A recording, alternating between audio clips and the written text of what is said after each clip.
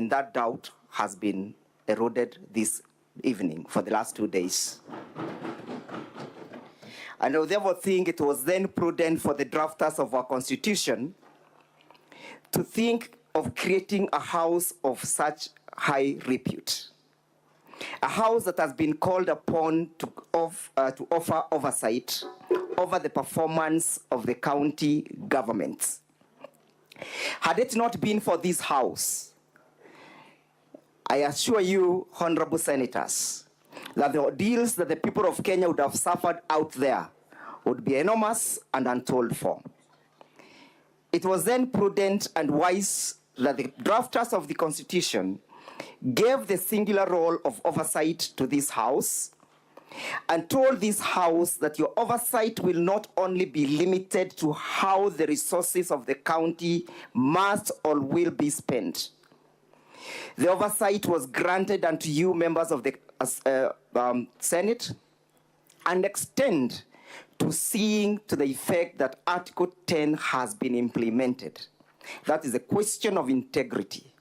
It calls upon you, honorable senators, to look at the conduct of the people working in the county assemblies. It calls upon you, honorable senators, to see to it that Chapter 6 of the Constitution has been implemented as it is. Chapter 6 of the Constitution presupposes a scenario of the Caesar's wife, that the people working in the county governments must be beyond reproach. They must not even be suspected of any scintilla element or any iota of misconduct. They should not be suspected that they even attempted to get bribed. This is not a case of an attempt. It is a case that evidence has been led to the conclusion of any reasonable member of the society that yes, Mr. Monda was found with his hands in the cookie jar. That doubt has been erased. When Mr. Monda was put to task, why didn't you reverse the 100,000 shillings that you sent to Lucy? He simply says, I fell asleep. At the county assembly, he indicated that he fell asleep.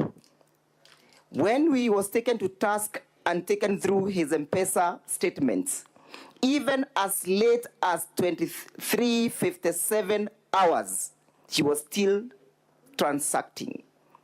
When he was put to task whether he understood the M-Pesa procedures and whether he saw the prompt messages, he simply feigned ignorance.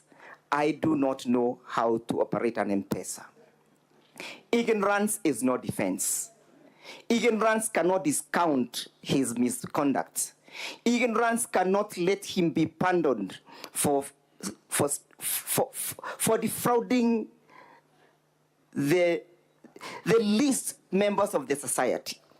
Honorable senators, look at the person who was called upon to raise 800,000 shillings. A destitute youth, a jobless youth, a hopeless youth, a homeless youth, a youth whom we should be, instead of extorting, a youth whom Honorable Deputy Governor Monda should have been giving hope. Honorable senators, the conduct of Honorable Deputy Governor of Kisii County does not breathe hope to the youth of this country. His conduct is a conduct that goes to telling our youths that unless you have a godfather in the status of Honorable Monda, do not attempt to apply for any jobs in this country. That is a message that the conduct of the Deputy Governor of Kisii County is sending out there. This government is spending a lot of time. The senators are on day-to-day allocating money to the counties to make sure that work and jobs are created. Those jobs are not created for the use of the status of the friends of Mr. Monda. The jobs are not created for the people who have connections with the deputy governor like that of Mr. Mosati. The jobs are created for all the youths. And behold, the Constitution provides that we are all equal before the law. We should be granted equal protection. But what is the deputy governor doing? The deputy governor is elevating through nepotism, cronyism, and favorism his friends. What of those youths? What of those, the Mama Mutura who spoke here? The Mama Mutura who passionately said, I have taken my child to school, and she has no connection to Honorable Governor Monda. What is the fate of that youth? Honorable senators, you are being called upon to do one of the most solemn things, to tell any person out there who may think that he has the conduct and the ability of extorting youths like Honorable Monda, that you have no space in the Republic of Kenya. That is a message that must be sent clearly. And it is not just a message that is coming out of this house. It is also a biblical message.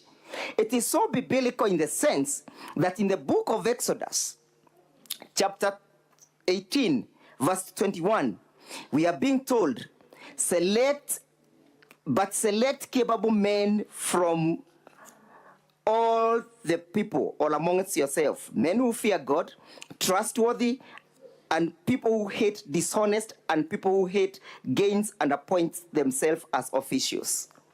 This is a member who claims to be a church elder. He claims that he's a member of the SDA. Doesn't he know the dictates of the chapter that I have just read? Is this a person who should be trustworthy? Does he hate bribe? We answer no.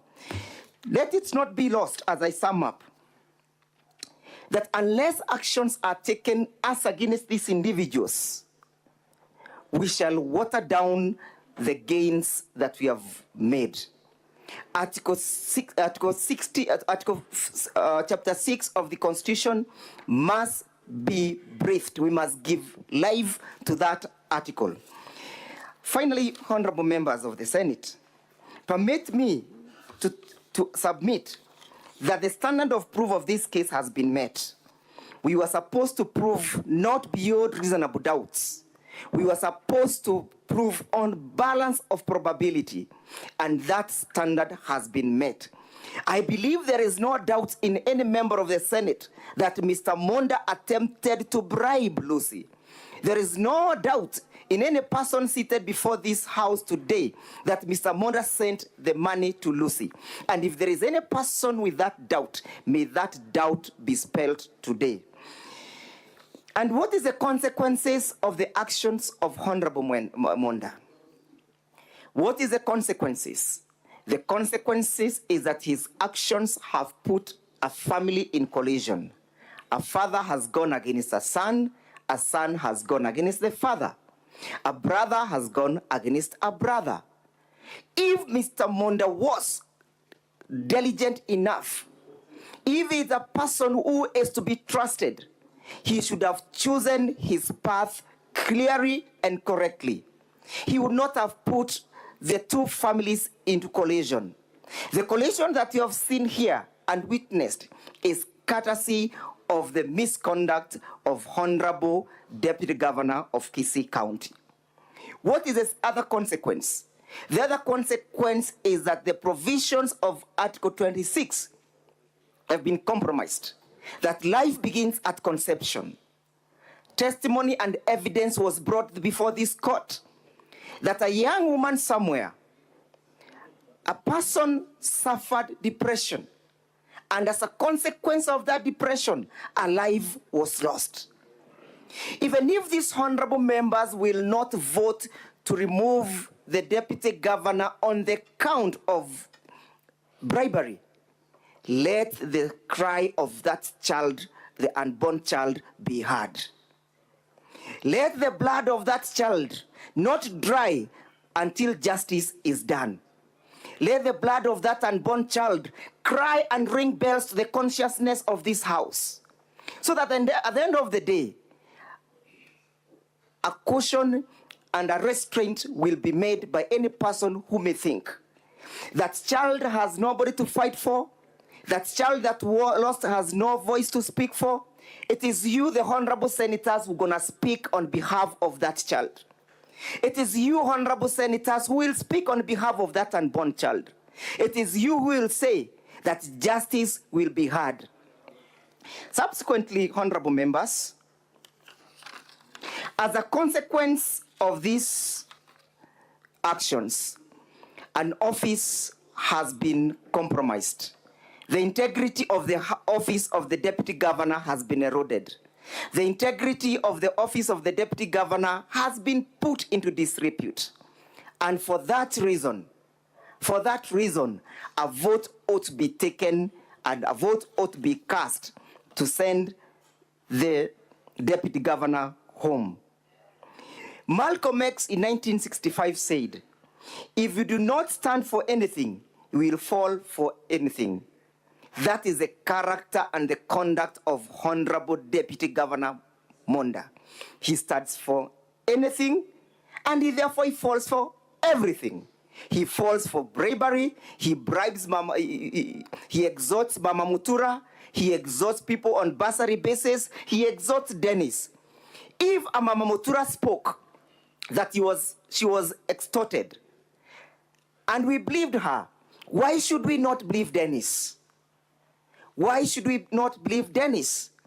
When a question was put as to why the mother had to be involved in the sending of the money, the answer was, I was doing financial management. I was doing financial management. I tell you, honorable senators, that the mother was brought in this case as a decoy. She has been brought here as a decoy to make sure that you do not see the correct network of this corruption and bribery. Let no one be invited that the money ever came from the mother. If it did came from the mother as earlier submitted, the mother would have been a witness to testify to that effect. Honorable senators, let it not be lost on us that on the 31st of December 2012, the Honorable Lady Deputy Chief Justice of this Republic committed a heinous offense similar to this one. And she was sent home on the count of pinching the nose of Rebecca. She was sent home on the count of asking Rebecca Kirubo that you should know people. Who are you? We give you power. We vote for you, then you extort us. We vote for you, then you steal from us. We vote for you, then you defraud us. How lucky are you? How lucky are you, Honorable Monda, that we shall vote for you, we give you our votes, and then you defraud us of our money? How lucky can you be, Honorable Monda? How lucky can you be? That is a question that must go and ring bells. Honorable senators, as I sum up, let us draw the lesson from the case of Nancy Baraza. If a Chief Justice was taken home on that one count of pinching the nose and arrogantly saying that you should know people, what of this person who has gained and benefited unjustly? What of him? You are told that 500,000 shillings was being paid as a debt. Has evidence been brought before this case, before this Senate, to prove that Mr. Mosati owed the governor at a particular point? Zero. No evidence. Let us rise to the occasion, honorable members. As I sum up, look at the Watergate case. The Watergate case was a tight case. Somebody breaks and organizes the breaking of the National Convention, the Democratic Convention offices. A president tries to conceal that, and that act of concealing sends President Nixon home. Today, it's not President Nixon. Today, it is not Nancy Baraza. Today, it's Honorable Monda. As I sum up, I am urging this Honorable House to do what is right, not what is popular, not what is easy, not what is enticing, but what is right. What is right is that which shall lead to giving the people of Kisii County justice. What is right is that action of upholding the provisions of the Constitution of Kenya. What is right is that of saying that the sovereignty of the people of Kenya must be respected. Finally, honorable members, for the loss of that child, and I insist, for the loss of that honorable child, Honorable Monda must go. For taking of the bribe from poor Kenyans, Honorable Monda must go. For failing to breathe confidence to the youth of this country, Honorable Monda must go. For failing to uphold the integrity of his office, Honorable Monda must go. For taking for granted this house, that he can blatantly lie to the house, Honorable Monda must go.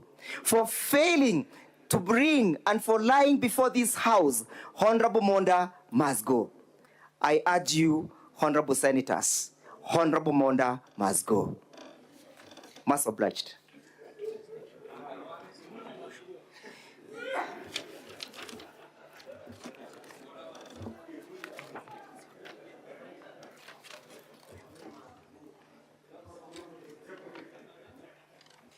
Finally, only one more issue, the competence of the motion.